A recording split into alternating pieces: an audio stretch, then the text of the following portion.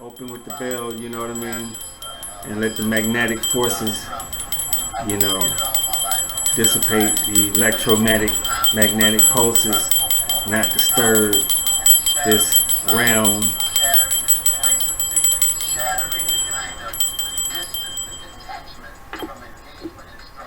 All right, sure. Ladies and gentlemen, back again with another edition of The Body, Your Body Can Heal Itself. Over 87 foods everyone should eat.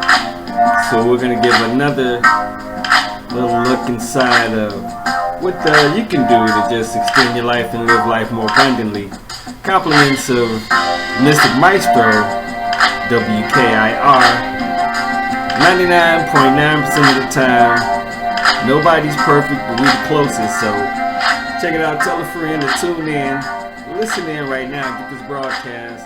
Or go to www.radionomy.com/we keep it so raw radio 99. Okay?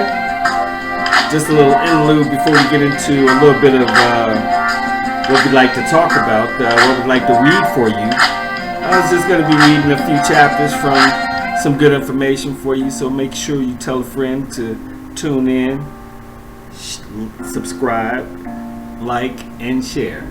So here we go, man.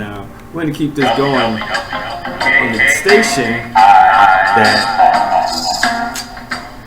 broadcasts live. 99.9% of the time.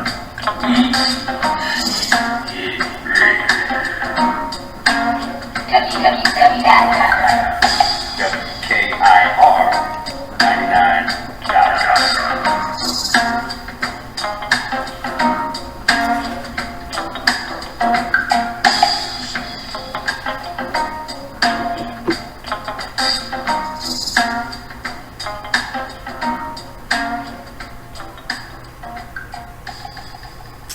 All right, welcome back, man.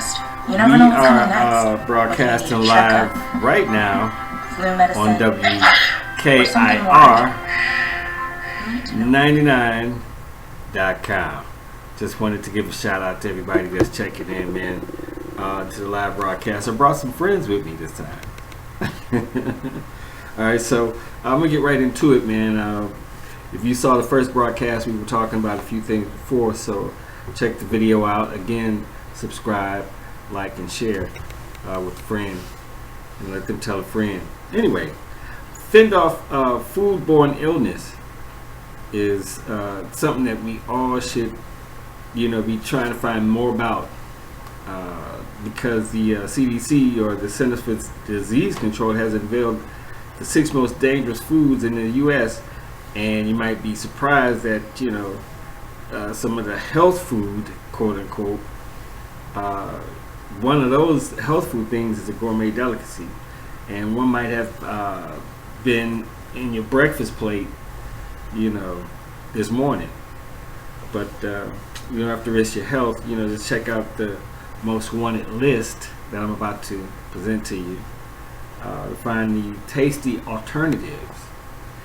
All right, unsafe foods and the healthy substitute.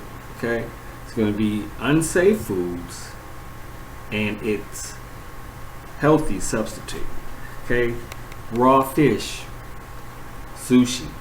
All right, that gourmet delicacy, raw fish, and sushi. It's healthier. I tell you, I guarantee you, it's healthier. Healthier substitute is baked, broiled, or poached salmon. I love some salmon. It's pretty good, tasty. Don't have to do a lot to it either. So bake it, broil it, or poach it, and you got the healthy substitute for raw fish or sushi. Alfalfa sprouts is an unsafe food. How many of you knew that? Alfalfa sprouts are an unsafe food, and its healthy substitute is washed romaine lettuce or spinach. You remember Popeye, You know, used to get that can of spinach and bang zoom up out of here. You know, everything. So and then spinach is just it's good for you anyway. Raw oysters is the unsafe food. I know, I know that some people like to get raw oysters. I've heard in the heterosexual male circles that raw oysters is good for protein, and we've heard this before, but it's considered an unsafe food. This healthy substitute is steamed oysters. Steamed oysters. All right, raw milk, unpasteurized raw milk is an unsafe food.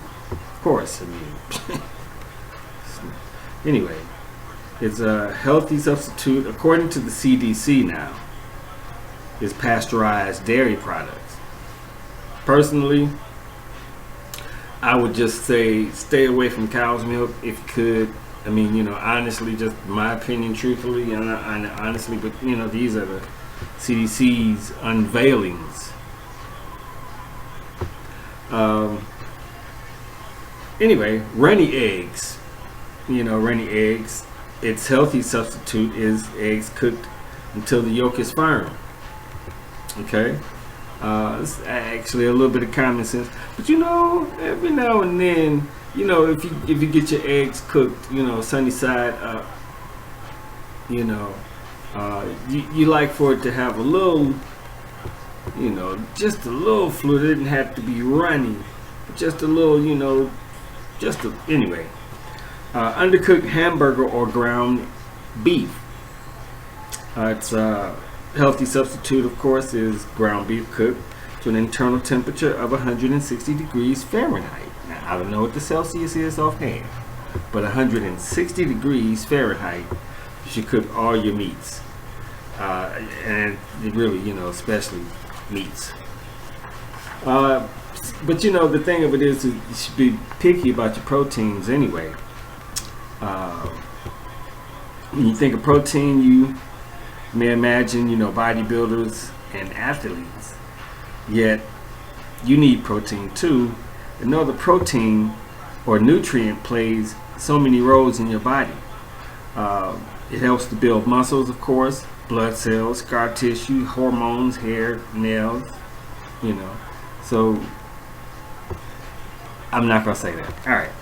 Luckily, a very balanced diet gives you all the amino acids and protein you need to thrive. Meat, fish, eggs, and dairy products usually provide complete protein, but there are some, for our, vegan family, of course, there are some very healthier things that you could do to, have a balanced diet. All right, aside from the essential roles that those things sort of play, because eating too much meat, can have serious consequences. Of course, problems for most meat eaters isn't getting enough protein; it's getting too much. Diets in high protein rich foods are actually linked to obesity and can worsen exiting or existing kidney problems and increase calcium loss from your bones. Plus, focusing on foods with protein can crowd out other important nutrients like vitamin C and folate.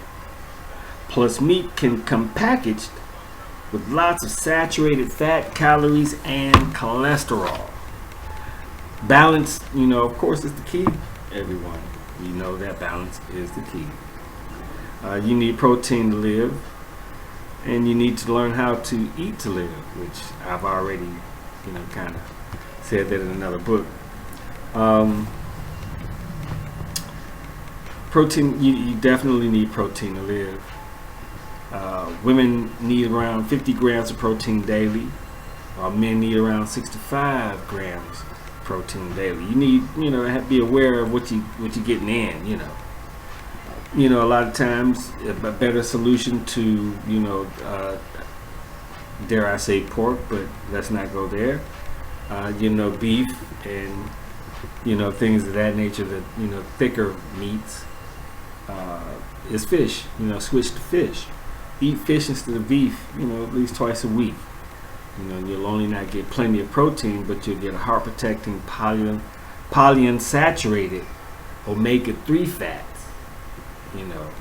So omega-3 is very important too. Lean toward legumes or legumes. Legumes. Me and this word, we got a problem, but that's how it's spelled. 1 cup of cooked legumes, I'm gonna be saying it like that, such as dry beans, peas, and lentils, provide about 30% of your daily protein. Plus, you reap the benefits of the rich stores of fiber and iron without the saturated fat and cholesterol you get with meat. Whole milk, just like meat, and other full-fat dairy products, your ice creams and yogurts and your different things like that. Frosting, cookies, Anyway, cook with moist heat. This is something that I stumbled upon. And so, I learned how to cook with moist heat.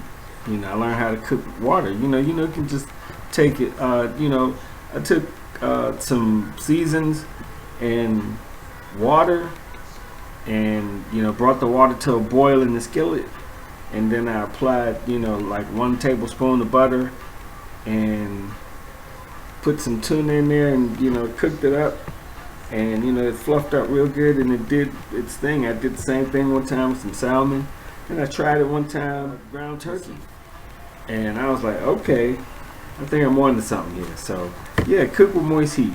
It makes protein more digestible, and so you can absorb more of protein. Frying, on the other hand, makes the protein harder, or the meat harder to digest. Combine plant foods. Remember, on the first take we were talking about pile on the plants, pile on the plant foods. Remember how amino acids are like alphabet letters. With most plants, most plant foods kind of missing a few. Luckily, you can get all the letters by pairing up with plant foods. Grains, for instance, give you one half of the alphabet, while legumes gives you the other half. Eat them together, and the whole alphabet of amino acids, equals complete protein. Beans with rice, peanut butter on bread, and tofu over brown rice. There's just a few complementary combinations that you could try. You don't have to eat them together in the same meal, maybe just in the same day. Just try it out. And of course, drink more water. Is some of these things that being stated here are common sense, but sometimes these things need to be stated. Why not? So repetition and practice makes perfect. And repetition increases your memory to be able to create wisdom.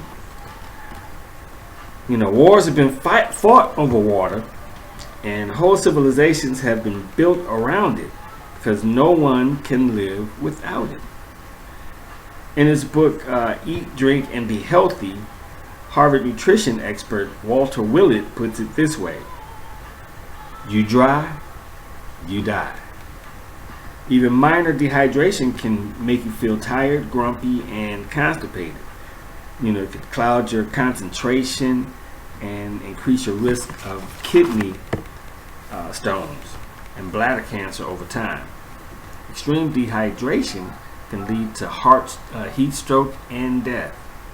Your body is very good at conserving water, but you still need to replace what you lose through urine, breathing, and sweating. On average, scientists say people who eat 2,000 calories a day, clarity's sake, it is stated that you should drink 8-ounce glasses of water or fluids, daily.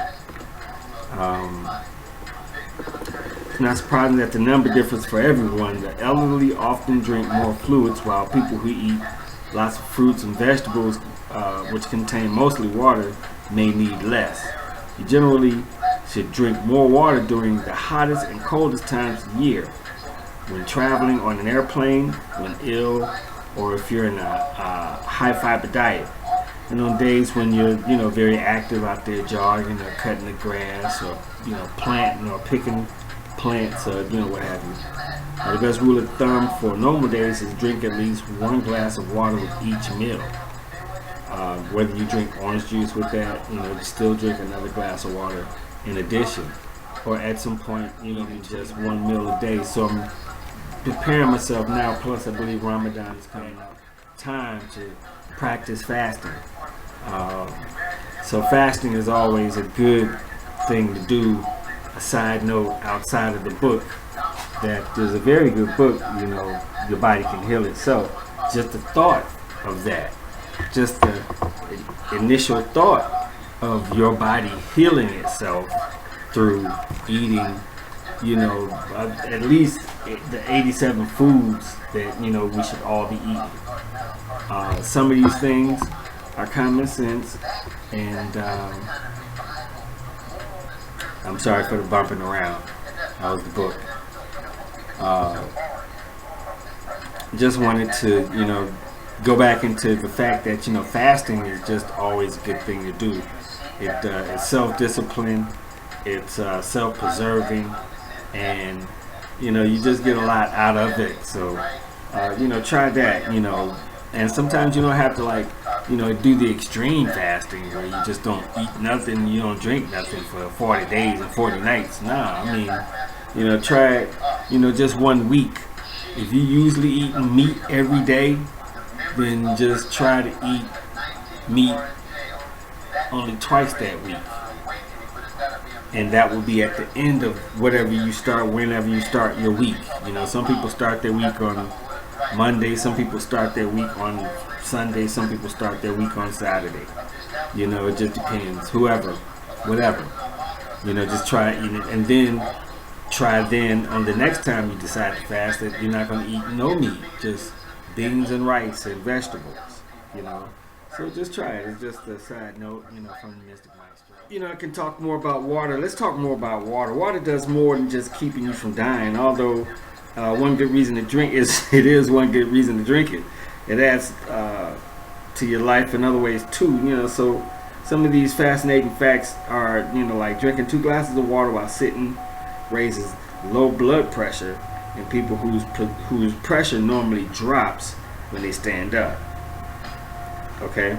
On the other hand, drinking mineral-rich hard water could lower high blood pressure, heart disease risk, and your chances of dying from a heart attack. Fluoride in water seems to offer the most protection from heart disease, while iron and copper may raise your risk. Knowing to drink or knowing what to drink can boost your energy. Fatigue is, sometimes a symptom of heat exhaustion, and not just poor night's sleep. It's, a variable thing. You just have to make sure that you're drinking enough water. Water is the best beverage cure for just about anything. You could just I've heard stories where people will say, well, Mama, I fell, I hit my head on the concrete or something, I got a headache. She said, boy, all right, go drink some water. All right, water for that's suitable for drinking can clean cuts and scrapes just as well as saline solutions or distilled water. Washing your hand with plain tap water removes more of the dreaded non-virus, the leading cause of stomach flu, than washing with antibacterial soap. Let me say it again. Washing your hands with plain tap water removes more of the dreaded non-virus, the leading cause of stomach flu, than washing with antibacterial soap. or using an alcohol-based hand sanitizer.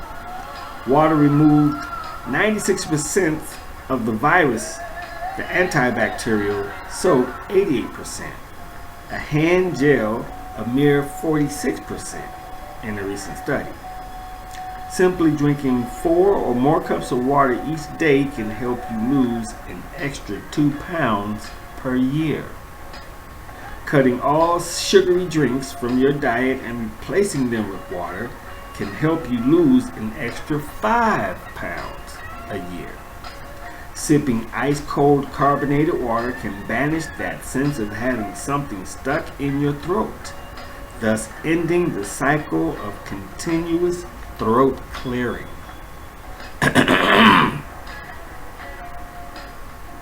None of this may matter if you can't stand the taste of your tap water.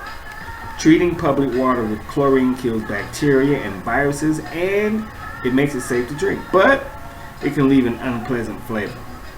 Take the ick out of your city water by chilling it in an uncovered pitcher before drinking, adding a splash of unsweetened fruit juice, or buying an inexpensive filter for your faucet or a Brita pitcher with a filter. And I've actually brought one of those things, it's a real cheap filter, Brita or whatever, and you just fill it up with water and you let it filter out the impurities, and you drink the water, put it in the refrigerator. But that's how you do it. So some of those survival tactics are in here too. Some of it's common sense, but some of it you didn't know. So that's why I'm presenting to you.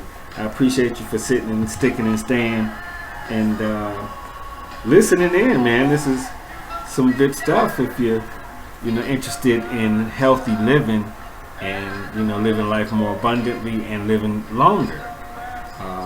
So I'm just trying to help you out as I help myself as well. All right. Rediscover tea. Asian people are some of the heaviest smokers in the world, yet they enjoy some of the lowest rates of cancer and heart disease. Scientists call this the Asian paradox, but it may no longer be a mystery. Mounting evidence points to tea, Asia's main beverage, as the key. Green, black, or oolong tea can come from the same plant. Green tea is harvested from mature leaves and then steamed whole. The leaves for black tea are fermented first, which changes their chemical compounds. Oolong tea leaves are partly fermented, so they boast some of the benefits of both unfermented green tea and fermented black tea. See, wow. All teas boast phytochemical compounds called flavonols. Green tea also contains catechins, another type of phytochemical with potent disease-fighting powers. Fermenting leaves forms new compounds known as theaflavins and theorubigas. Green tea has more catechins, Shouts out to my man Track Shack. Linkatini, all up in here, how we do it. Green tea has more catechins than black tea, but black tea is rich in theaflavins and the theorubigans. I said it right the first time. See, I'm too easy correcting myself. I had said it right the first time. Oolong tea contains all three compounds.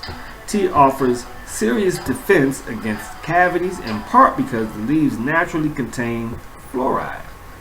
In addition, lab studies show green, black, and oolong tea extracts keep cavity-causing bacteria from growing and producing acid that eats away tooth enamel.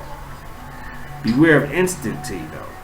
Some brands contain more fluoride than Environmental Protection Agency and Food Drug Administration deems safe.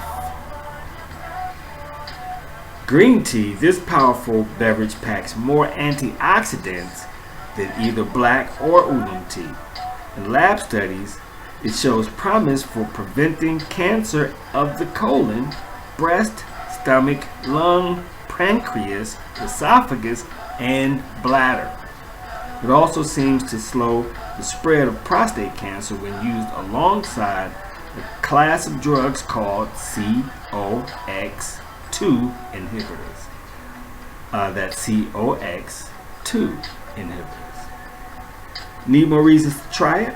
Drinking at least two cups may cut your risk of skin cancer by protecting you from ultraviolet rays.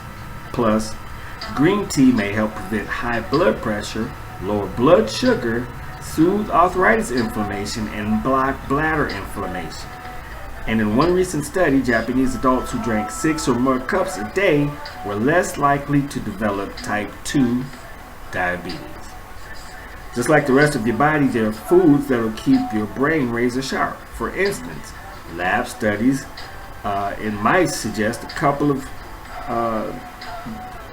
cups a day of green tea could do a lot to help keep your mind young. Scientists think that catechins or the antioxidants in green tea may protect your brain cells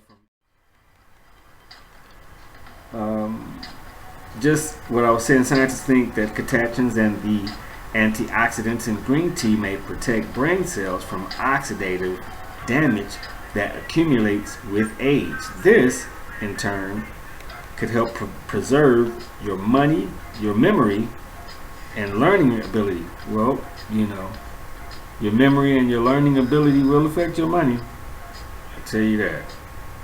So, drink more green tea. It's the name of that game. Black tea. If you can't get rid of stress, at least drink a cup of black tea. Evidence suggests getting comfortable with a cup of fights. That's one of my lines. Anyway, getting comfortable with a cup of fights, damaging stress hormones. 2 cups a day could lower your risk of ovarian cancer by 30% and reduce colon cancer risk.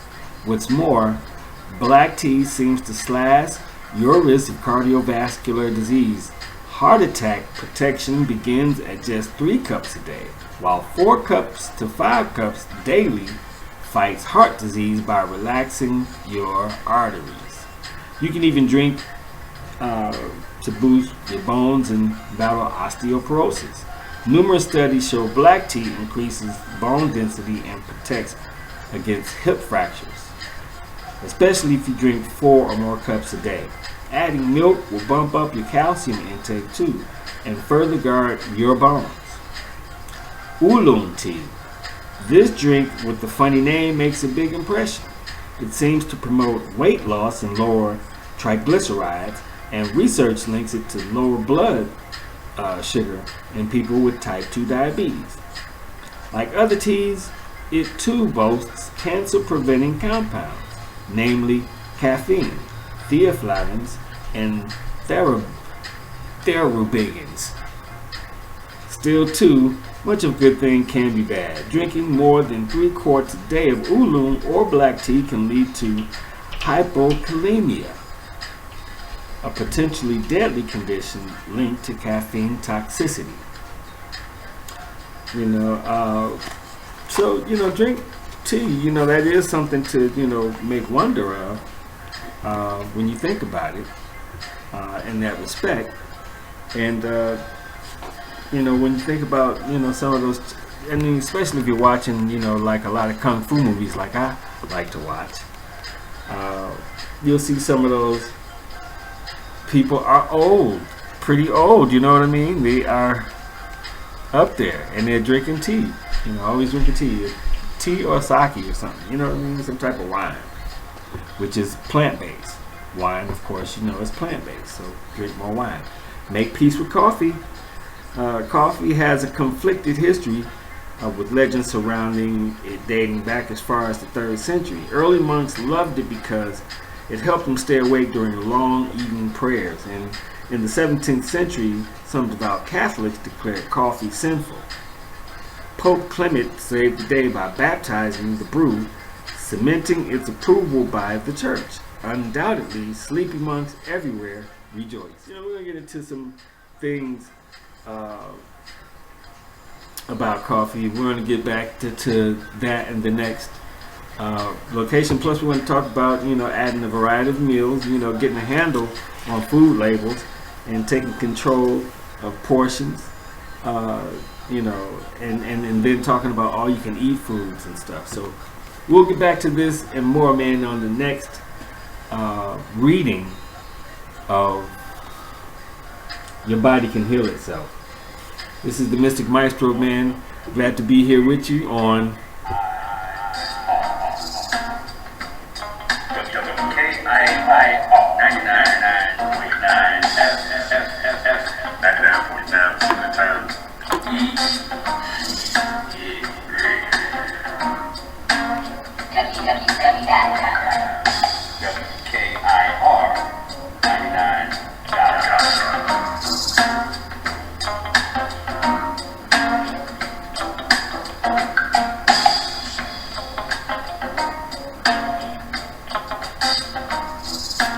signing off, man. Right now, it's the Mystic Maestro, and sharing with you how the body can heal itself.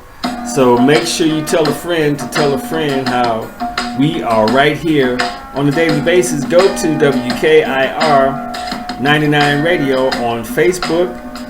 WKIR We Keep It So Raw Radio on Twitter and Instagram. And check us out, man. It's the Mystic Maestro. Follow me on Mystic Maestro at Twitter, and also the Mystic Maestro the Mystic Maestro 1 on Instagram. That's right. So thank y'all for listening in, man. This has been another real pleasure for me to share some good information with you. So I hope that you take it in good stride and share it with your people. So subscribe, give me a thumbs up, like it, and then share it with somebody that you know. And this is, again, the Mystic Maestro, signing out. WKIR. Got Martin and Jimmy behind me, the third eye, what I'm saying? The third eye right there. Listening in. Yeah. We're going to keep it going, man. The production will get better. Peace. Guys.